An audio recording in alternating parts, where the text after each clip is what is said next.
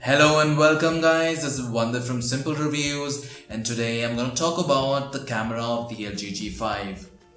So how good is the camera of the LG G5? This got me thinking, how well can I answer this question?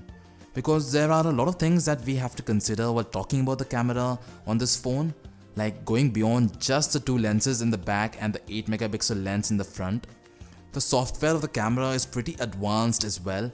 It's got a great blend of manual and auto modes and many other cool features which makes this device among the best smartphone cameras out there today.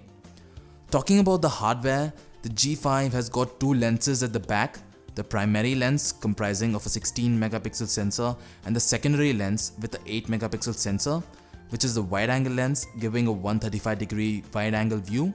The front selfie cam has got an 8 megapixel sensor which clicks really good pictures as well. So coming to the software part of it, this is the basic outlay of the camera.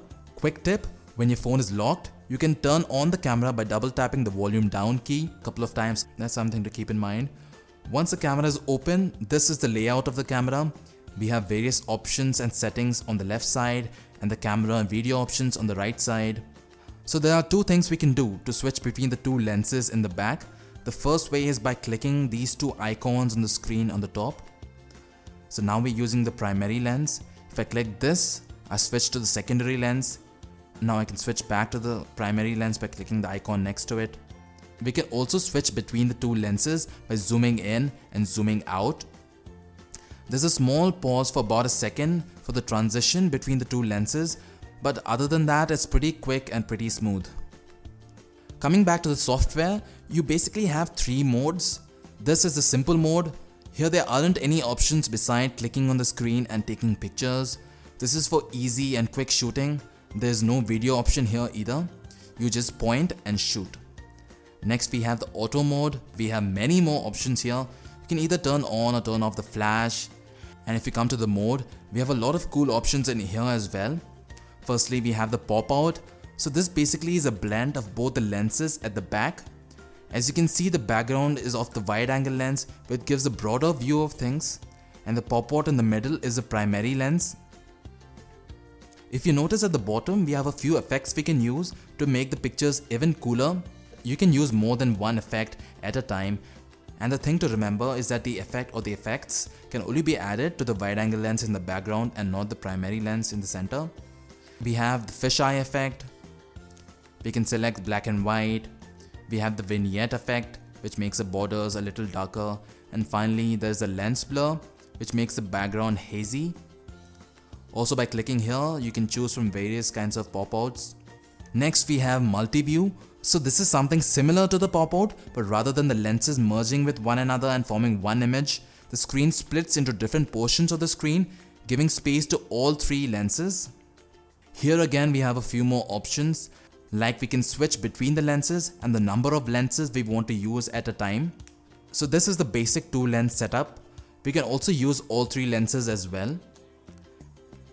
And we can also split the screen into four and we can choose which lens we want where as well. You can do that by swiping left or right on the screen. Another quick thing in this mode is that you can either click all the sections of the screen at once, or you can click them one at a time, changing the angles by clicking the circular option here, then clicking the capture button. Next in the mode we have snap. What this does is that you can record short clips of about 3 seconds and join them all together to make a 1-minute video. We also have Panaroma, which is not something new. This has been around for quite a while. What this does is that you have to click a picture and move around to capture a wider view of the vicinity in one picture. Couple of more features we have in the mode section is a slow-mo feature, which takes slow motion videos. You can increase or decrease the speed while playback. You also have the time-lapse feature, which basically speeds up the video you shoot at normal speed. We can select how fast we would like the video to go. It records up to 60 times the normal speed.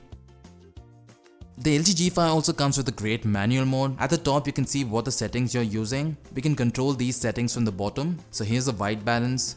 It's at 4900 Kelvin right now. I can increase it to make it warmer, or decrease it to make it colder. and we can also select auto if you're not sure what settings to use.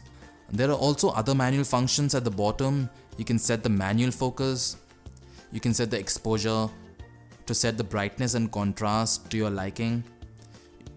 You can adjust the ISO depending upon the availability of light. You can also adjust the shutter speed. And the last one is the auto exposure lock. So if you press this, you cannot change the exposure manually. So the manual mode is great, especially when you're taking pictures in low light. It might take a while to get used to for people who do not have a lot of experience with photography. And the manual mode might confuse you a bit, but it's just trial and error. If you master the manual mode settings, you get much superior images from your smartphone than you usually do. Hovering over the settings for a bit, in here you can select the aspect ratio while taking pictures, and also select in which resolution you would like to record your video in. So you can record your video in HD, Full HD, or even 4K Ultra HD. You can also choose between different films or filters while taking pictures, which is a nice thing to have. You also have general functions like the timer. You also have the voice feature, which is again not something new, but it's pretty cool. What you do is you can give voice commands like cheese or smile or whiskey for the camera to take pictures. The G5 camera also has the OIS, the Optical Image Stabilization, which is really useful. It helps to remove motion blur, which can occur if you're walking or moving a lot. We can also use grid lines while taking photos. And the last option is the storage option, to choose between the memory card or the internal memory of the phone. Coming to the video, as we've seen before, the G5 can record in 4K resolution as well. So the overall quality is very good. So while walking or moving, the camera is not very steady, so we can use the optical image stabilization to make it a little steady. It does help, but if you have shaky hands like mine, it won't make a lot of difference. So that was the LG G5 camera. How good is it? It's amazing. The 16 megapixel primary lens clicks really sharp images which are very clear and of a very high quality, and it stresses importance on detail, so even after zooming in, the image is quite clear. The highlights of the camera for me would comprise of the wide angle lens and the functions which let us experiment with multiple lenses like pop out or multi-view.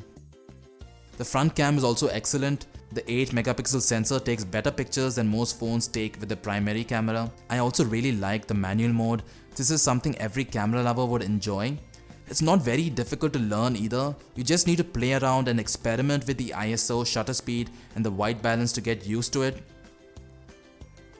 The video recording is pretty good as well. As I mentioned a couple of times earlier, you can record in 4K.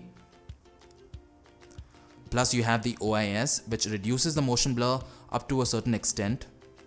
I'm very happy with the camera of the G5. I've said it earlier and I'm saying it again. The G5 has the best smartphone camera that I have used.